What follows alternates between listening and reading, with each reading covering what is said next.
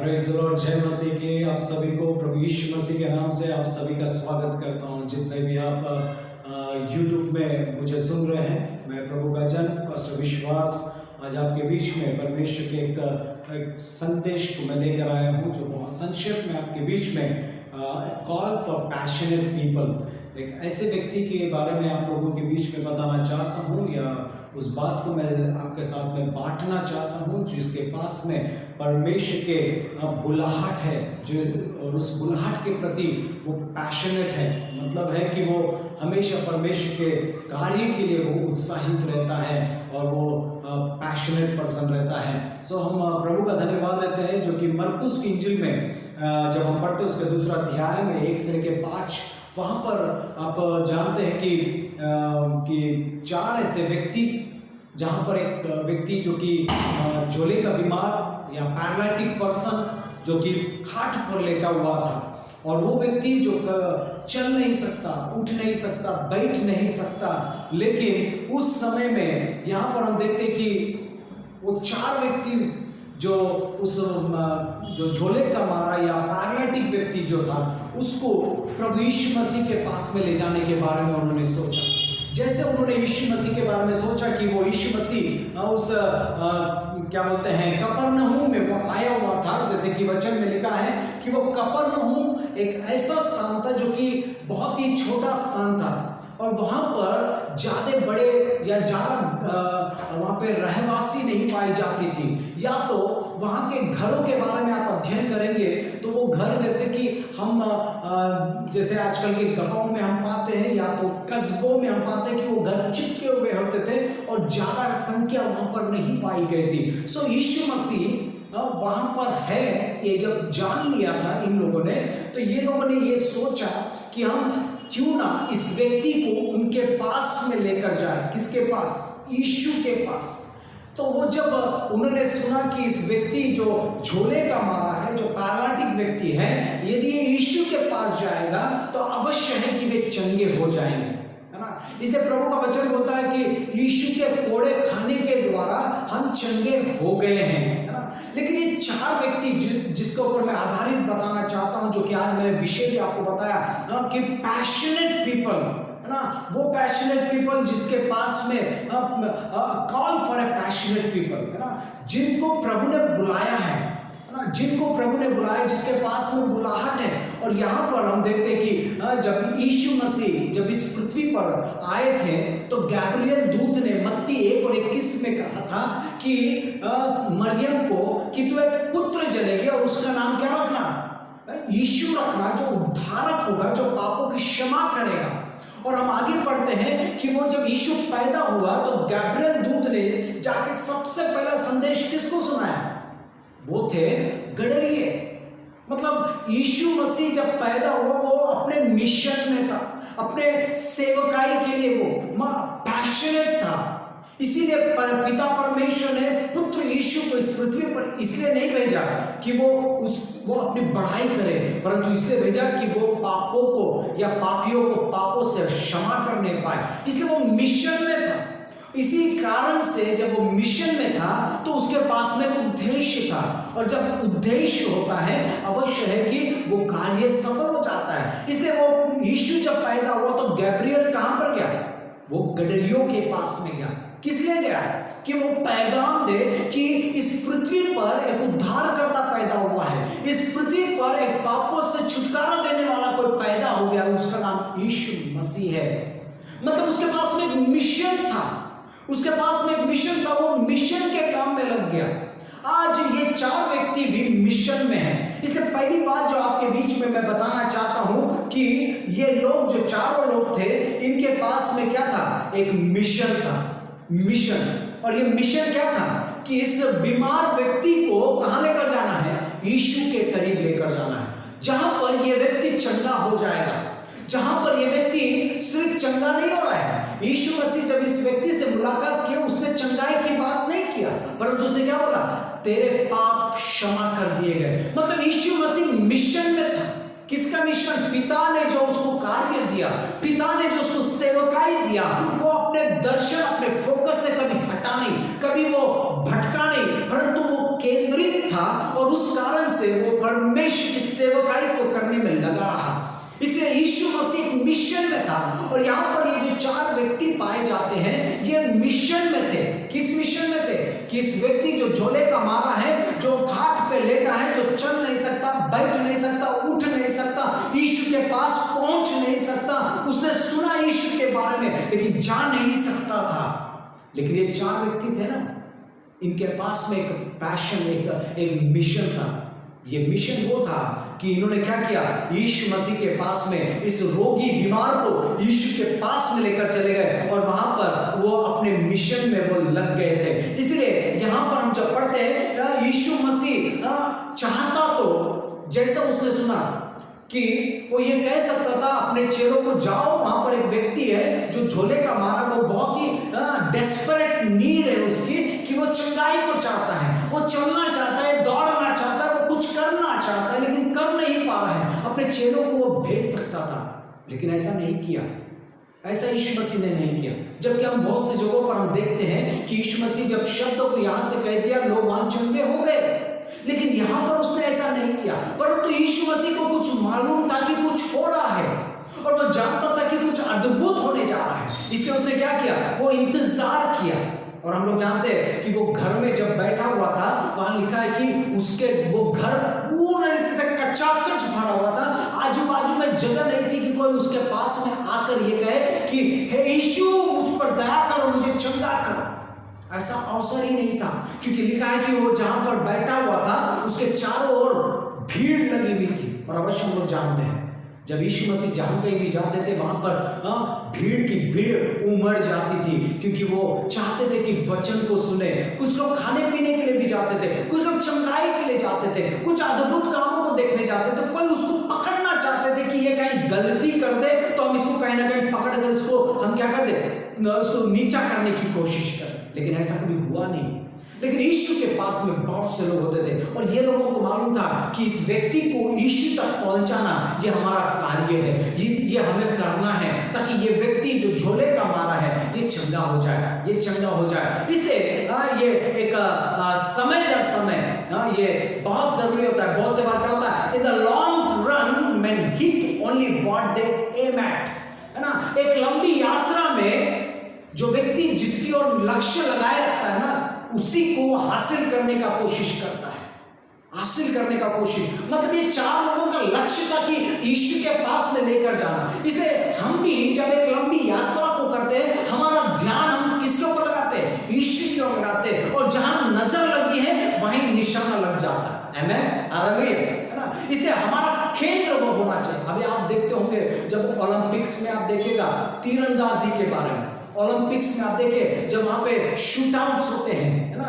मतलब जब वो लोग निशाना लगाते हैं तो निशाना उनका कहां रहता है, वो बिल्कुल वो बिंदु जहां पर 10 अंक मिलना है और उसी की ओर निशाना लगाते हैं, ताकि जहां पर उनका निशाना होगा वहीं पर उनके तीर जाकर क्या होती है, लग जाती है ना। यदि उनका निशान, यदि उनका ध्यान भटक जाए तो निशाने से चूक सकते हैं। इसलिए वो लोग क्या करते हैं, वे उसी जगह पर ध्यान लगाते हैं, वे उसी जगह पर निशाना लगाते हैं जहां पर वो बिंदु है। इसलिए यहां पे लिखता है कि जितना लंबा हमारा हिट ना, the long run men hit only when they aim it, है ना। जहां पर उनको निशाना लगाना वहीं पर वो क्या करते हैं, निशाना लगा डालते हैं। ठीक है, इसलिए वैसा ही हमारा जीवन होना, हमारा फोकस लाइफ होना चाहिए। जब हम मसीह को देखकर चल रहे हैं ना, हमारे पास में एक फोकस लाइफ होना चाहिए जहां पर कि हम अपने केंद्र से कभी हिलने ना पाए, भटकने ना पाए। ये 4 जो जवान थे, इन लोगों ने क्या किया, इन्होंने जान लिया कि वो जब यीशु मसीह जहां पर है वहां भीड़ है, लेकिन वे अपने मिशन से भटके नहीं। उन्होंने ये बात से निराश नहीं हो गए। बहुत से बार हम लोग निराश हो जाते हैं जब हम कुछ चीजों को हासिल नहीं कर पाते, या तो हासिल करने की कोशिश करते लेकिन उसके नजदीक जाने के बाद में हमें लगता है कि ये शायद मैं हासिल नहीं कर पाऊंगा, ये मेरे लिए संभव नहीं है, ये मेरे साथ हो नहीं पाएगा, ये मैं कर नहीं पाऊंगा। लेकिन जिसके पास में दर्शन और मिशन होता है ना, वो हर छोटी बड़ी आवश्यकता को, हर छोटी बड़ी बातों को, हर छोटी जो भी आवश्यकता है परिस्थितियों के अनुसार वो हासिल करने के लिए लग जाता है। आमेन, हालेलुया, है ना। इसलिए हमारे जीवन में इस बात को आप जान लीजिएगा कि परमेश्वर ने हमारे लिए एक अद्भुत योजना बना के रखी है। इसलिए कहता है ना कि दैट्स नॉट व्हाट ट्रबलिंग मी, है ना। यहाँ पर ये हमें ये तकलीफ ये बात से नहीं हो रहा है कि हमारे चारों ओर क्या होगा, हम क्या खाएंगे, क्या पिएंगे, कैसे रहेंगे, कैसे हमारा जीवन होगा। परंतु आज हम लोग को इस बात पर ज्यादा फोकस करना चाहिए कि मैं और आप प्रभु के साथ में संगति और सहभागिता कैसे करेंगे। हो सकता है कष्ट बहुत होंगे, हो सकता है कि आपके जॉब्स के कारण आपके इसमें टाइम नहीं होगा, हो सकता है कि आपके व्यस्तता के कारण आपको चर्च में आने के लिए टाइम नहीं मिल रहा होगा, आप बहुत ही बिजी हो सकते हैं। लेकिन प्रभु के घर में आने के लिए हम कोई बहानेबाजी नहीं करते। यदि मेरे पास में एक दर्शन है, मेरे पास में जब उद्देश्य है कि मुझे प्रभु से मुलाकात करनी है, चाहे कितने भी कुछ क्यों ना हो जाए, मैं प्रभु के घर जाऊंगा। आमेन। ये मेरा लक्ष्य होना चाहिए, ये मेरा उद्देश्य होना चाहिए कि मैं प्रभु के तंबू में जाकर वास करूंगा, मैं आनंदित रहूंगा, मैं मगन रहूंगा, मैं उत्साहित हो जाऊंगा, क्योंकि ये मेरा आनंद है, ये मेरे हर्ष है, मेरे आशीष है, ये मेरे बोझ नहीं है, ये मेरे कष्ट नहीं है, परंतु मेरा परमेश्वर के साथ में उठना बैठना मेरे लिए एक उद्देश्य बन जाता है। इसलिए क्या आपके पास में जब मिशन है तो आपके पास में संदेश भी होगा। जिसके पास में मिशन होता है ना, उसके पास में दर्शन होता है, और जिसके पास में दर्शन होता है उसके पास में मिशन होता है। मतलब जो दर्शन को देखता है उसके पास में कार्य होते हैं, और जिसके पास में कार्य होते हैं उसके पास में लक्ष्य होता है, ताकि उस लक्ष्य को हासिल कर सके। इसलिए हमारे लिए बहुत इंपॉर्टेंट हो जाता है कि हमारे पास में वो एक मिशन स्टेटमेंट होने पाए, ऐसा मिशन स्टेटमेंट होने पाए कि जो मेरे बड़े बड़े कामों को हासिल करने के लिए मेरी वो सहायता और वो मेरी मदद करने पाए। इसलिए हम उसके प्रति चाहे कुछ भी क्यों ना रहे, मैं अपने आप को निष्ठा, मैं अपने आप को समर्पित और अपने आप को परमेश्वर अधीन कर दूंगा, चाहे कुछ भी क्यों ना हो जाए, लेकिन मैं प्रभु के लिए काम करूंगा। दूसरी बात मैं आपको बताना चाहता हूं, ये 4 व्यक्ति के पास में, आप है ना मरकुस की इंजील उसका 2 अध्याय 1 से लेकर 5 आयत को आप अच्छी तरीके से पढ़ लीजिएगा। दूसरी बात जो यहाँ पर ये 4 लोगों के पास में था, वो तरीका, मेथड, है ना। मैं एक विषय को सिखाता हूँ जो कि हमारे बाइबल से विषय होता है, जो कि हम बोलते हैं मेथड्स ऑफ बाइबल स्टडी। मतलब बाइबल का अध्ययन करने के कुछ तरीके होते हैं, बाइबल का अध्ययन करने के लिए कुछ तरीके होते हैं, और वो तरीकों को हमें करने का बहुत ही महत्वपूर्ण हो जाता है ना। बहुत से बार लोग क्या करते हैं, बाइबल पढ़ते हैं। मैं कहता हूँ बाइबल मत पढ़ो, बाइबल आप मत पढ़ो, परंतु बाइबल पर मनन करो। जब आप बाइबल के ऊपर मनन करेंगे, वचनों पर मनन करेंगे ना, तब आप वाकई में बाइबल को पढ़ पाएंगे और समझ पाएंगे। बहुत से लोग हैं जो बाइबल पढ़ते हैं लेकिन उसको समझ नहीं पाते हैं। मैं ये सिखाता हूं कि आप जब बाइबल पढ़ते हो तो उसको आप मनन करें। जैसे कि आप जानते हैं बकरी या गाय, ये लोग क्या करते हैं, जब उनको हरी हरी चराई पे आप छोड़ दीजिए, वो क्या करते हैं मालूम है क्या, वो चढ़ते जाते हैं, चढ़ते जाते हैं, चढ़ते जाते हैं, चढ़ते जाते हैं, और फिर एक समय आता है जहां वो बैठकर जुगाली करते हैं, जुगाली करते हैं। और जब वो जुगाली करते हैं ना, वो एकांत में बैठकर आराम से जुगाली करते हैं, ताकि वो जब जुगाली करके जब उसको निगल जाते हैं, वो उनके शरीर को, उनके सेहत को तंदुरुस्त कर देता है। वैसे ही मेरा आत्मिक जीवन के तौर पे जब मैं वचन पर मनन करता हूं तो वो वचन मुझे आत्मिक तौर से बलवंत करता है। बाइबल हम पढ़ लेते हैं लेकिन वचन हमको स्मरण नहीं रहता है। लेकिन जब आप मनन करते हैं, ये मनन किया हुआ वचन आपके दिल और जहन में बस जाता है, और जब आप संकट और तकलीफ में होते हैं, ये आपकी मदद करता है कि आपको किस प्रकार से इसको आप इस्तेमाल करने पाए। इसलिए ये विषय बहुत ही इंपॉर्टेंट होता है, मेथड्स ऑफ बाइबल स्टडी। इसलिए ये चारों ने मेथड लगाया। क्या मेथड था? ये लोग ने क्या किया मालूम है क्या? हमें मालूम है ये झोले का बीमार, ये अभी पलंग से उठ नहीं सकता है, ये बैठ नहीं सकता है, ये यीशु के पास जा नहीं सकता है, इसको यीशु के पास ले जाना है, कैसे करेंगे? इन्होंने क्या किया, खाट पे बिठा दिया, और खाट पे बिठाने के बाद में क्या हुआ मालूम है क्या? इन्होंने सबसे पहले क्या किया मालूम है क्या? देखा कि भीड़ है चारों ओर, निराश नहीं हुए, निराश नहीं हुए। बहुत से बार हम लोग क्या होता है मालूम है क्या, जब हम कुछ चीजों को हासिल नहीं कर सकते हैं, नहीं कर पाते हैं, तो हम क्या हो जाते हैं कि हम निराश हो जाते हैं। हम निराश हो जाते हैं। लेकिन मैं बताना चाहता हूं कि ये जो तीनों थे, इन्होंने क्या किया मालूम है क्या? ये सीधा वो छत पर चले गए और वो मालिक से पूछा नहीं कि हम छत पर जाए और यीशु मसीह के पास में इस झोले के बीमार को भेज दे। उन्होंने क्या किया मालूम है क्या? उन्होंने कोई परमिशन नहीं लिया, वो कुछ पूछा पाछी नहीं किए, लेकिन मालूम है क्या हुआ? उन्होंने छत पर लेकर गए और वहां पर क्या किया? छत खोल दिया और वहां से नीचे यीशु के सामने वो पलंग को खड़ा कर दिया। देखिए, मैं बताना चाहता हूं यहां पर छत मतलब एक तो वो इतनी आसान नहीं थी कि वो खुल जाए, दूसरी बात वो इतनी मजबूत थी कि अब 5 लोगों का भार को उठा सकी उसने। मतलब वो छत को निकालने में इनके पसीने छूट गए होंगे, इनको कष्ट हो गया होगा, लेकिन फिर भी इन्होंने क्या किया? इन्होंने उस छत को खोल के उन्होंने परिश्रम की ओर ध्यान नहीं दिया, मेथड लगाया, इन्होंने तरीका इस्तेमाल किया यीशु के पास में इस बीमार को पहुंचाने के लिए। आजू बाजू लोग थे लेकिन निराश नहीं हुए, छत पर चले गए। मालिक क्या बोलेगा, स्वामी क्या बोलेगा, चिंता नहीं। यीशु क्या बोलेगा, अरे किसी के छत को तुमने नुकसान पहुंचा दिया, चिंता नहीं थी उनको। उनकी कोशिश क्या थी? ये व्यक्ति को यीशु के पास पहुंचाकर इसे चंगाई दिलवाना है। आज मेरे पास में और आपके पास में एक मिशन होना बहुत जरूरी है कि हम एक व्यक्ति को खुदा के पास हम कैसे लेकर जा सकते हैं। और यहां पर इन्होंने क्या किया? वो यीशु के पास में पहुंचा दिया और यीशु ने तुरंत देखा और बोला, तेरे पाप क्षमा कर दिए गए। हालेलुया, आमीन। उसको बीमारी चंगाई की जरूरत नहीं थी, परंतु उसके पापों की क्षमा की जरूरत थी, और जैसा उसके पाप क्षमा कर दिए गए वो चंगा हो गया। आमीन, हालेलुया। आपको मालूम होगा कि एक 18 वर्ष की कुबड़ी स्त्री थी। यीशु मसीह ने चंगाई के लिए दुआ नहीं किया, उसने कहा कि तू दुर्बलता से ग्रसित है, मतलब दुष्ट आत्मा से ग्रसित है, तू ऐसे बीमारी से ग्रसित नहीं है। यीशु ने उसके ऊपर हाथ फेरा और वो दुर्बलता दूर हो गई, दुष्ट आत्मा दूर हो गई और वो स्त्री खड़ी हो गई। बहुत से बार बीमारियां केवल आप बीमारियों के लिए नहीं, परंतु आत्मा बताती है कि इसके लिए कब और कैसे क्या करके प्रार्थना करनी चाहिए। मेरे पास में बहुत से उदाहरण हैं कि हम जब कभी किसी के लिए प्रार्थना करने जाते हैं, आत्मा से पूछे, प्रभु इसे क्या चीज की दुआ करना है, किस बात के लिए हमको प्रार्थना करना है।